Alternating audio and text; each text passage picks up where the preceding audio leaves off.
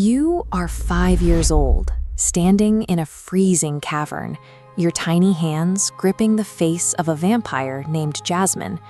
You are begging her to save a mother who is already slipping away. Beneath the cold air of the cave is the crushing weight of a very specific guilt. You were angry earlier that night. You were mean. Now you are convinced your mother is leaving because you were a bad girl, a belief that turns her silence into a form of torture. The reality is biological. This diagram shows the symbiotic clock connecting your parents. Your mother, Bella, survives on the revitalizing energy of your father, Jacob. When Jacob dies, that connection snaps, and Bella's energy source is permanently severed. Without that tether, biology takes a grim turn. For 2 weeks, you watch your mother slowly dissolve. It is an agonizing, inevitable wasting process that ends in a void no miracle can fill. You don't understand the molecular cost of Nightwalker blood, but desperation makes you clever. You press your lips to Jasmine's, right where her fang is retracted, trying to extract a cure. You are pulling out every stop to ensure you don't become an orphan. Jasmine looks at you and says, "I'm sorry, she's gone." The silence that follows in the cavern is a permanent shift. From this moment on, your identity is subsumed by the tragedy you carry in your features. You have become a living ghost story. 1 week later, the air smells of charred rock. The demon king Noah is channeling his grief into pure destruction, using his flame to burn everything in sight until the world is as black as his own heart. Amidst the soot, you seek shelter with Kestra, the barren queen. She rocks you with a tenderness that feels fragile, providing a physical shield against the rage vibrating through the cavern. This is a mirroring of need. You are a parentless child clinging to a queen who cannot have children. You are both trying to fill emotional holes that can never truly be closed, finding a temporary sanctuary in each other's loss. These are two opposite reactions to the same emotional vacuum. Noah's grief is volatile and destructive. Kestra's is quiet and desperate.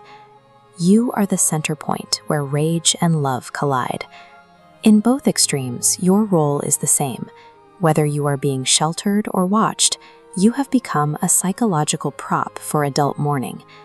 The adults are consumed by their own pain, and your status as a victim is secondary to their need to cope.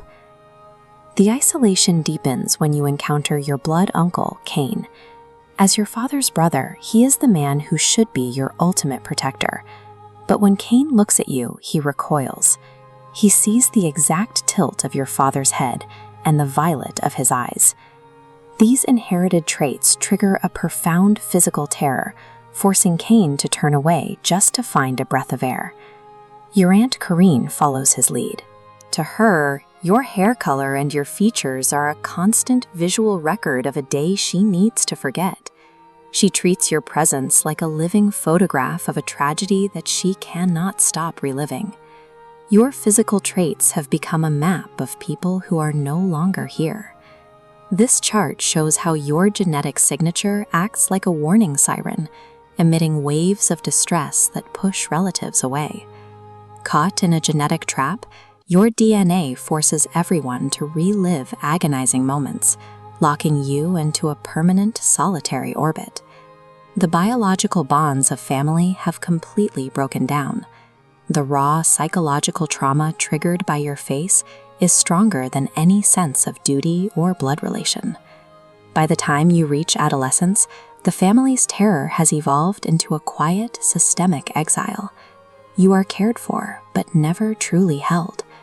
You live in the margins of a world that finds your presence unbearable. You adapt by becoming an expert in invisibility. You learn to read the tension in a room the moment you enter, meticulously adjusting your behavior to protect the adults from the pain your face causes them. This creates the core tragedy of your life. Your presence is a weapon. As this layout shows, your entrance into a room sends ripples of stress outward. Just by existing, You inflict an unavoidable emotional wound on the people you love most. This cycle triggers a crisis of identity. You spend your years wondering which parts of your personality are actually yours, and which parts are just echoes of the parents everyone is trying to forget. The ultimate cost is a life lived in silence. You know almost nothing about your mother and father, not because the information is hidden, but because the act of talking about them causes too much collateral damage. When you look in the mirror, your own face is obscured by the shadows of the people who came before you. You are a living monument to a dead couple, the ghost that never died. If your very existence is the trigger for someone else's agony, the choice becomes impossible. Do you owe it to them to disappear, or do they owe it to you to finally learn how to heal?